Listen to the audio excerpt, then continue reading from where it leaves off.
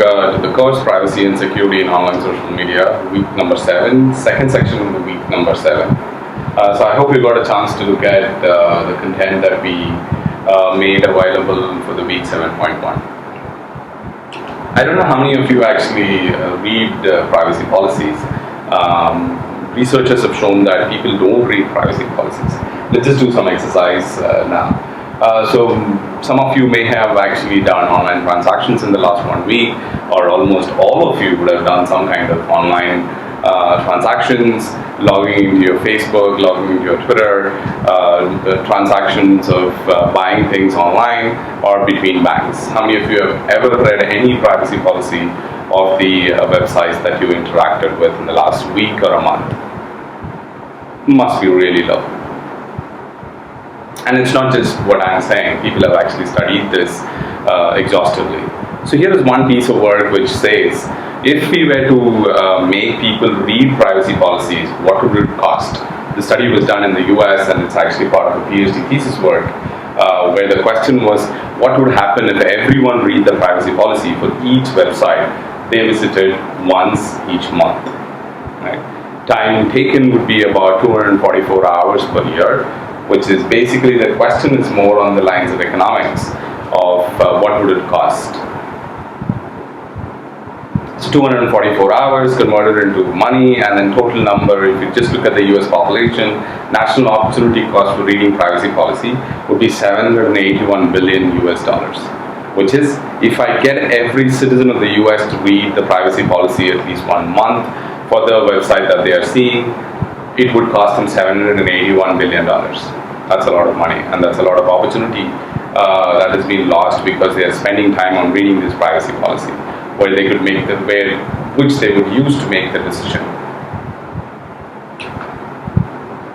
So keeping that context in mind, which is reading the privacy policies, researchers started asking some questions, and then broadly also there's this whole area where researchers are working on, and technologies is being built to help users make informed decisions, which is, how can I help users to make informed decisions with the information that is presented to them, with the information that they can actually use from these services. The specific goal is to help individuals avoid regrettable online disclosures, which is, can we actually build technology, can we actually build something for the users to use so that they can actually be happy about the content that they're posting, or avoid being regrettable for the information that they're disclosing online. So here is one technology that was built at MIT, meaning even now when we're using this discussion forum for this class, when you type in the discussion forum at the course name, you will actually find out in this, if you use this technology, you don't really know who are the people who are getting this email, right? Because the groups are set up differently, people have been signed up into the groups, you really don't get to know who you're interacting with. For example, a mailing list in your company, a mailing list in your college, or a mailing list that you maintain for yourself with your friends. So all of this, you don't really get to see who's getting these emails. So what these researchers at MIT did was, they actually said, okay, whenever the email is going to go, so because this could be a problem also, right? Because you don't know who's getting the email. So it could be a problem that the information that you're sharing could actually go to people whom you don't want them to see this content. So what they said was, okay, if there's an email address, let's say called psosm_nptel2016 at abc.com, they would actually show you the profile pictures of the people who are going to get this email. Right? So that's a way by which to show that how many people are actually going to get the email. That's the information on the slide also, the profile pictures. And it could also show you who are the people who are getting because of the profile, you get to know who are the people who are getting to see this email. So this just helps users to make a decision on sending this email. Because let's take, if you were to send an email and if you wrongly type the mailing list address, it could actually end up going to a wrong mailing list. You want to send it only to 10 people, whereas the email list that you send is actually going to 100 people. So this can actually help avoid it. Another version of it that they built also is that where they were actually showing the bottom one, where they were actually showing you the profile picture of the person who you have interacted more, slightly bigger than the other ones. This is also helping you to make a judgment on who's getting the email, who are the people who are getting these emails, and who you have interacted with more frequently than others. Right? So this is just another example of helping users make informed decision whether you want to send the email or not. So keeping that in mind, which is to help users make informed decision, here is a piece of work that was done to look at the context of just Facebook. Right? So in this experiments that they did, what they did was they built a Chrome browser extension which would actually show when you go to facebook.com and you're going to do a post, it's actually going to nudge you with some information. They have different setups of nudges.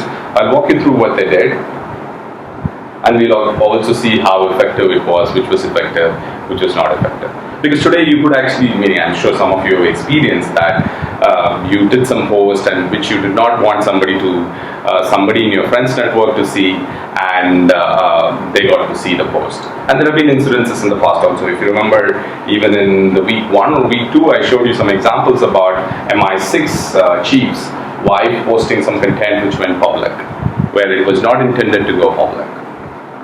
So these kind of incidents have actually made people to think about building technologies that will help users make better decisions. So here is the first idea called picture notch. What it does is, if you're going to do a post, when you're doing a post, it's actually going to stop you and say that these people, which is the profile picture, connect to the face mail. It's the same thing as in the email mailing list. These people, your friends and friends of your friends, can see your post. It's going to stop you and then tell you this information. Again, at the bottom screenshot, it's showing you these people and anyone on the internet can see your post. Right? So this actually helps you to make a decision on whether you want to actually do this post or not. Here is a second experimental setup, which is timer notch. Here it is not showing you the profile pictures, but it's showing you that you have 10 seconds to cancel your post. Right? This information just lets you to say that essentially, oh, you're doing this post, you really want to do this post, wait for 10 seconds. If you want to change your mind, do it now, and then do the update. That's the timer update. Here is a next one, which is sentiment nudge. Again, there have been incidences all around the world where people have actually posted things on Facebook and it has actually backfired on them. Backfired in terms of actually very negative effects also for the content that they have posted. So to avoid such things, here is a setup where it shows you, in this case I'm angry, so it shows you that it's negative. Other people may perceive your post as negative. So negative sentiment is attached to the post, so please be careful. Do you really want to post it? And things like that. Okay. So that's the sentiment nudge. Let's look at all the three. Picture nudge with pictures, timer nudge with actually 10 seconds time, and sentiment nudge, which gives you a sentiment of the post that you're making. So methodology of the study that they did was Chrome browser, as they said. They did exit surveys, which is when people completed the study, they asked them some questions and also asked them questions in terms of both quantitative and also interviews with the participants. So IRB is Institutional Review Board, which is basically to say that if you're interacting or collecting data from users, human subjects, you really want to make sure that things don't go wrong when they're actually doing the study, and they should not feel offended and things like that. That's why IRB approval is necessary when you are interacting with human subjects.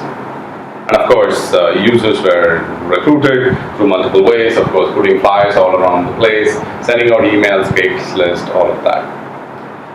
They got 21 participants who completed the field study, which is because it's a Chrome browser plugin. They could actually use it at home or wherever, and 13 people participated in the interviews, which is the exit survey.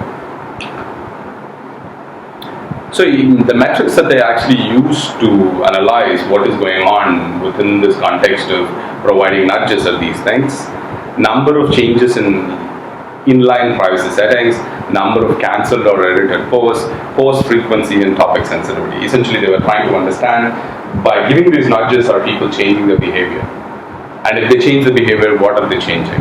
Right? So that's the concepts that they were actually trying to study. That's the metrics that they were trying to study. Profile picture nudge. So the first one, I think I have one slide per nudge to tell you what happened in the study. One participant changed from friends, which is probably all of them, friends except acquaintances. When she posted, survived one of the craziest, most exhausting days ever. So it's essentially people are changing the group in which they're sharing the content depending on the information that the nudge is actually providing them. Another participant ended up cancelling a couple of posts because of the profile picture nudge, basically saying that, oh, it's going to actually got more people than what I think, so let me not do the post. Timer nudge. One participant actually said at times annoying and at times handy, because I'm pretty sure, right? Because if you're doing, let's take 10 posts a day or like 5 posts a day also, it's going to stop you for every post 10 seconds and then only do it. Wait for timer to expire or hit the post now, right? So it's essentially a feature that could be provided. Make it more public when it was venting type, right? Make it more, so it can be more suggestive. Another participant said, made me think about the post, which is the behavior that is actually important for these nudges to actually make within the users. Changing the user behavior is a big need while using these technologies. Sentiment nudge was missing the context, of course, right? Because I think the whole context of in what context am I doing the post is actually very important to find out sentiment. And even human beings, it's actually hard to get the sentiment. So the nudge was, the tool was actually making browser plugin was actually making errors while calculating, while finding out what the sentiments are. Many participants cancel, of course, because I think it is because if the posts are negative and many people are going to be actually offended by the post within your network or in public, it's actually going to be bad for you. So people actually cancel the post. And the post frequency also reduced. If they were actually doing 13 posts, it went down to 7.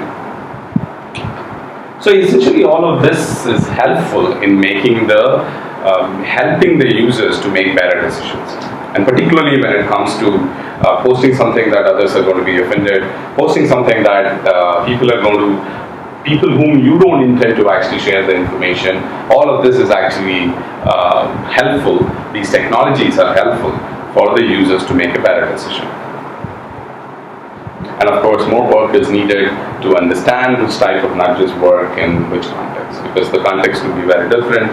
I'm just doing a quick update saying, for example, I was actually doing a lot of updates yesterday about the convocation at IIIT Delhi with the hashtag IIITD Convo 5. And if it was going to stop me, probably I did like 30, 40 posts on Twitter. But every time if it's going to stop me for 10 seconds, that's not going to be good. So, and also in terms of the sentiment that it's showing, everything has to be done slightly better. So I think more work is needed. I'm sure there are people in the class who are interested in taking some of this. It may be interesting projects to work on. With that, I'll stop the 7.2 part of the week, and I will continue on something which is in the context of phishing, and phishing in the context of social media in the next part of this week also.